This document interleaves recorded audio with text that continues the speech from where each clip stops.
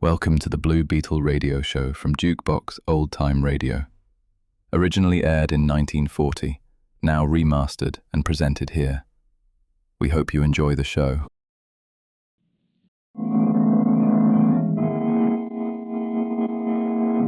The Blue Beetle.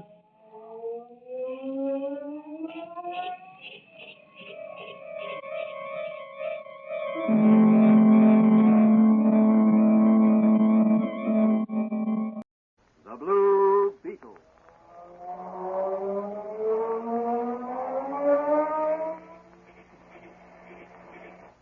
Sweeping down upon the underworld to smash gangland comes the friend of the unfortunate, enemy of criminals. A mysterious, all-powerful character was a problem to the police. A crusader for law. In reality, Dan Garrett, a rookie patrolman, loved by everyone but suspected by none of being the Blue Beetle. As the Blue Beetle, he hides behind a strange mask and a suit of impenetrable blue chain armor, flexible as silk, but stronger than steel.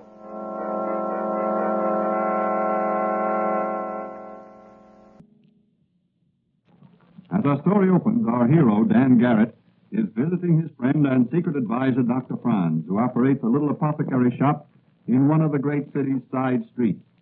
He is restlessly pacing the floor in Dr. Franz's living room. Look, Doc, why does there have to be so much red tape in police work?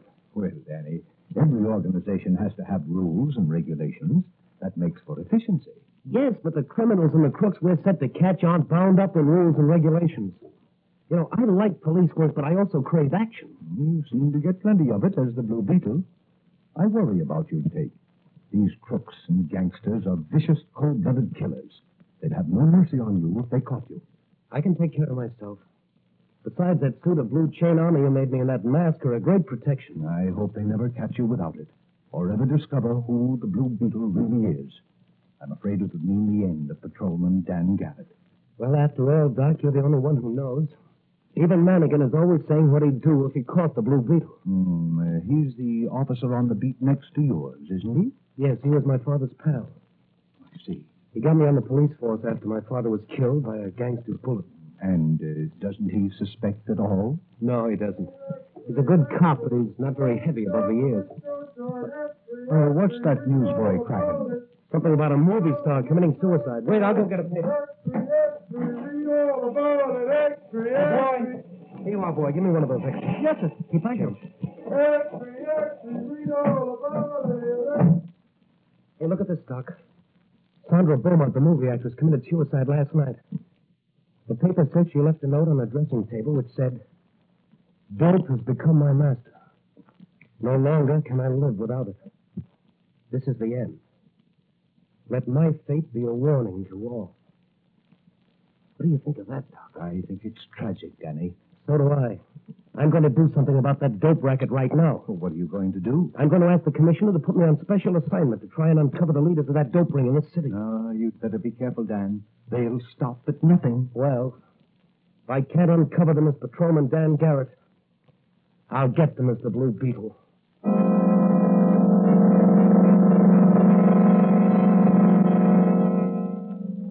As our next scene opens, Patrolman Dan Garrett, Mike Manigan, and Charlie Storm, ace reporter of the York City Sun, are standing on the corner watching a hotel suspected of being the dope ring's headquarters.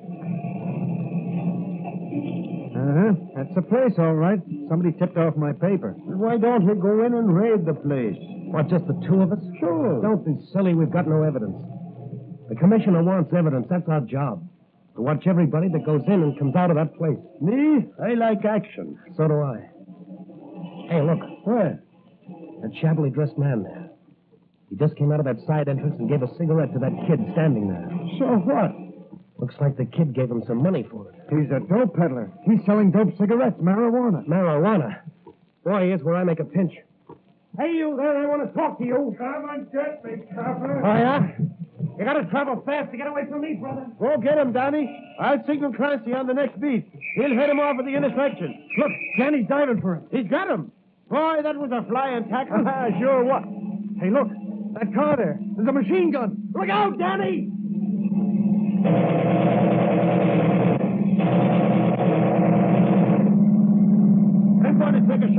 revolver as they pass. Yeah. Look down behind those ash cans, Johnny. I'm already done. Missed them, Bagari. Did you get the license number of that car as she passed? Yep. CB83725. It's probably a stolen car. Hey, what about Dan and the dope peddler? Those murderers get him? Looks like it. They're both stretched out in the street. You phone for the ambulance while I have a look. Okay. I'll phone my paper at the same time. Boy, what a story. Come on now. Come on here. Break it up. Break it up there. Give them air. Hey, let's have a look at him. Huh. Oh, they sure got this guy. He looks like a sieve. Sure, and he'll never sell no more dope cigarettes to kids. He's dead. Yeah, he's dead. Look at the blood, will you? Yeah, look at This it. guy here looks like he's dead, too. Danny, it's Mannigan. How are you doing, Danny? What happened? Where's the dope peddler? He's dead. You tackled him, and some trigger men in a car machine-gunned you both. Oh, I remember now. I saw the car coming. Are you bad hurt?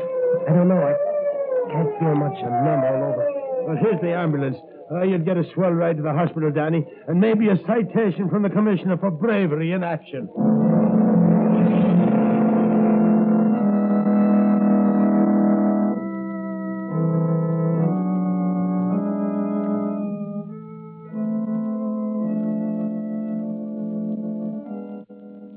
What's the verdict, Doctor? Will Patrolman Dan Garrett live? Well, it's very doubtful, Commissioner. An operation is necessary to remove the bullet, but he's so weak from loss of blood that That's tough. He's one of my best men. Due for promotion soon. Message for you, Doctor. Oh, thank you. Pardon me, Commissioner. Yes, sir. Yeah. This should be interesting to you, Commissioner. Read it. Yeah, let's see. If my blood is the right type, I would like to volunteer as a blood donor for the brave Officer Garrett. Why, this is signed by my daughter. Precisely. She's convalescing here from her accident. Well, she's almost recovered, Commissioner. Yes, but, Doctor, is she strong enough? I think so. Then by all means, let her do it. I'm fond as well as proud of Dan Garrett. He's a fine boy, like his dad before him. It'll also make my daughter very happy. I have a sneaking suspicion she likes young Garrett.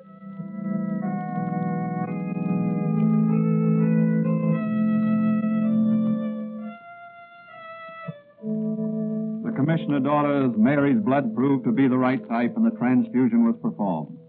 Later, Danny was operated upon and a machine gun bullet removed from his abdomen. For days, he hovered between life and death.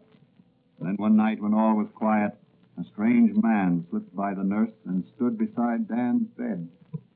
Dan Garrett. Who is it? Who's calling Dan Garrett? It is I, Dr. Franz, your friend. I've got something for you. Hello, Doc. Now, listen, Danny. I want you to take this capsule. It's my secret 2X formula. It will bring you a speedy recovery.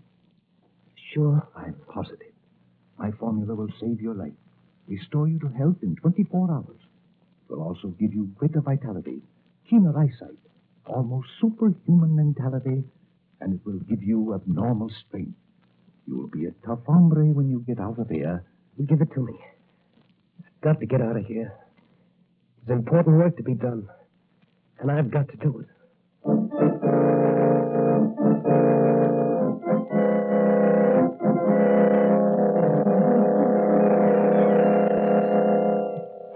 The next morning, to the surprise of everyone, Dan Garrett was completely recovered.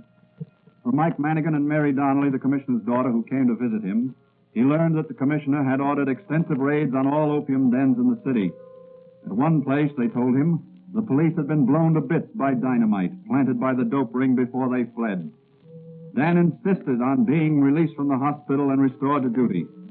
By mid-afternoon, he's back on his beat, fully recovered to health and strength by Dr. Franz's magic formula. That night, he visits the little apothecary shop of Dr. Franz. Hello, Doc. Hello, Danny. Well, my 2X formula worked, didn't it? It sure did. Hey, have a look at this. That bullet, huh? Yeah, that came out of me. Mm-hmm. Well, let's have a look at it under the microscope. Wait till I close up shop. Pull down the shades, will you, while I lock the door? All right. There. Now we'll just give this bullet the once-over under the microscope. Hmm? Very interesting. Very interesting indeed. What is it, Doc? Have you got something? I think so. This bullet was fired from a show. A show? What's that?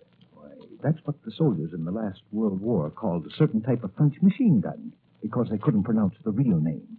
Boy, that ought to be easy to trace. There can't be many of those in this town.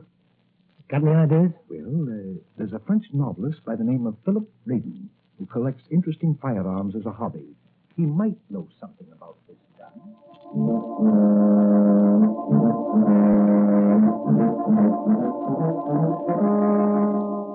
Out into the night went Dan Garrett on the trail of the murder gun. But a changed Dan Garrett. No longer is he in the blue uniform of the city's finest. He wears blue, but it's the blue chain armor of the Blue Beetle.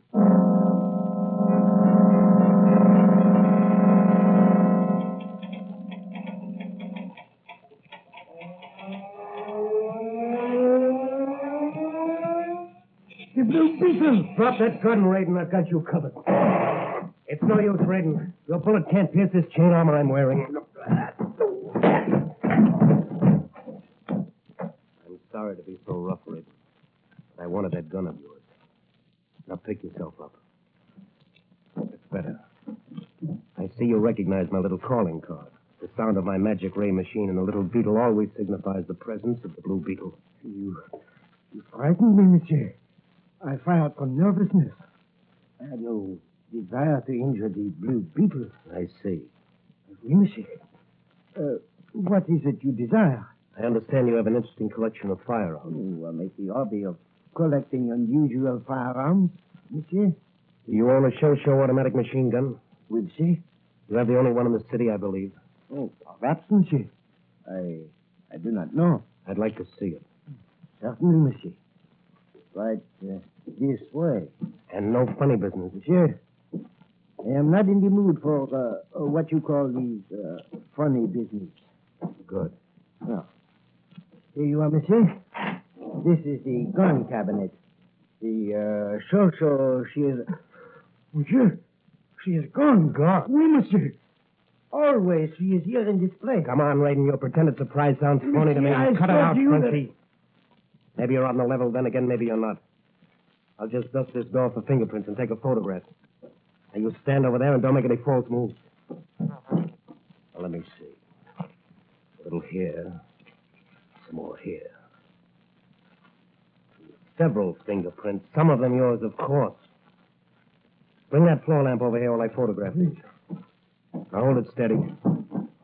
That's right. Now. That's got it. Oh, you find something? Maybe yes and maybe no. Now, you get this straight, Raiden. If you want to finish that novel or whatever you were typing when I came in, just forget you ever saw the Blue Beetle. Oh, I assure you, monsieur, I have no wish to Good. be... If you're on the level, you're safe. If you're not, well, the next time you meet the Blue Beetle, it'll be just too bad.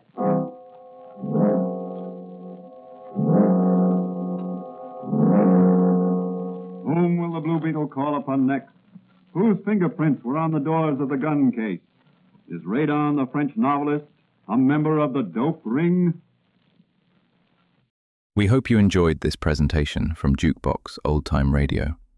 Be sure to subscribe and watch for all of our old time radio music and shows.